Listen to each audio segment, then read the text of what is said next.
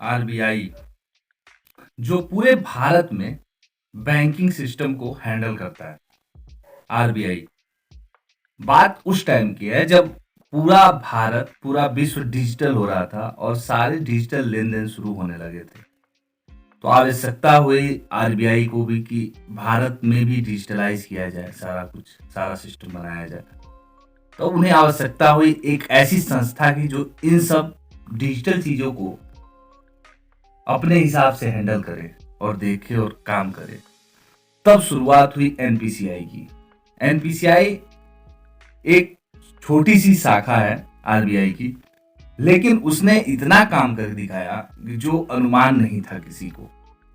NPCI का स्तंभ रखा गया सन 2007 में और इसका संचालन पूर्णतः शुरू कर दिया गया 2008 से। 2008 के बाद भारत पे आया भीम यूपीआई आया और भी डीबीटी सिस्टम, फोन नंबर से लिंक करके यूपीआई चलाना, ये सारी चीजें उसने शुरू कर दी आते आते।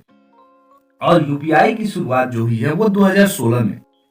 आप ये सोचते होंगे कभी कभी कि ये कैशबैक कहाँ से दे देते हैं। एक तो हमसे चार्ज भी नहीं लेता है यूपीआई का, अगर 100 रुपया भेज रहा हूँ या 1 लाख भेज दूँ बिना किसी चार्ज के, ये हमें कैशबैक क्यों देते हैं। इनका सॉफ्टवेयर डेवलपमेंट चार्ज होगा एंड वगैरह सारा कुछ। तो हम आपको बता दो, ये प्रमोशन के लिए, इसको बढ़ावा देने के लिए गवर्नमेंट ने फंडिंग दी थी। तो इसमें से ये भी कुछ अपना रखे और कुछ जो है कैशबैक के तौर पर कि हमारे यहाँ यूजर ज्यादा से ज्यादा है, इसलिए इसे शुरू किया गया। इसमें बताया जाता है कि 40,000 करोड़ रुपया लगभग लागत से इसे तैयार किया गया है, मतलब पूरे एनपीसीआई को। एनपीसीआई ने भी जहां तक उम्मीद नहीं थी उससे बेहतर कर दिखाया। उसके बाद प्रीपेड सिस्टम क्या है, पीपीआई जिसे कहा जा रहा है, जिस पर चार्ज लगेगा, वो क्या है, 1.1% क्या किस पे लगेगा। तो आपको मैं बता दूं कि जो अगर आप अपने बैंक से लिंक करके चलाते हैं और ऐड अमाउंट नहीं करते हैं, अगर वॉलेट में आप अमाउंट को ऐड नहीं करते हैं तो आपको कोई भी चार्ज नहीं देना होगा। अगर देखिए, आप देख सकते हैं डिस्प्ले पे आपका यूपीआई से ऐड है और आप जिसको भेजे हैं उसका भी ऐड है, दोनों लोगों का ऐड है, आप भेजेंगे कोई चार्ज नहीं लगेगा। तो फिर चार्ज लगेगा किस पे, उस पे बात करते हैं। आप आगे डिस्प्ले पे देख सकते हैं कि ये आपको दिख रहा है, बैंक से अगर आप वॉलेट में 2000 से ऊपर अमाउंट ऐड करते हैं तो आपसे नहीं, जो बैंक का वॉलेट है, जो सॉफ्टवेयर का वॉलेट है, उस सॉफ्टवेयर से चार्ज किया जाएगा 1.1%। अब आप कहेंगे ऐसा क्यों? कारण ये हुआ है कि आप आने वाले समय में देख रहे होंगे कि हर जगह वो साउंड बॉक्स लगा होता है, क्यूआर लगा होता है। उसमें जब आप पेमेंट करते हैं, आपका पेमेंट हो जाता है, अगले मैसेज चला जाता है, लेकिन उनके खाते में पैसा वो 24 घंटे बाद, रात 12 बजे के बाद सेटल किया जाता है। तो गवर्नमेंट ने देखा कि सारा पैसा जो है, अब एक चीज आप ध्यान दीजिए कि हर दुकानों पे वो लगा हुआ है और सब कंपनियां अपना लगाई हुई हैं। उस कंपनी के पास वो पैसा जाता है, 24 घंटे तक उन्हीं के पास रुका रहता है। इसमें नुकसान किसका? गवर्नमेंट का हो रहा है। आप अगर नहीं समझ पाएंगे, ये देखिए यहाँ दिखा रहा है जो डिस्प्ले पे आपके, ये वॉलेट से अगर आप इस तरह के बॉक्स पे अगर आप पेमेंट 2000 से ऊपर कर देंगे तो आपका कटेगा 1.1%। तो आप अपने वॉलेट से नहीं करके अकाउंट से करेंगे तो वो सीधा अकाउंट में सेटल होगा।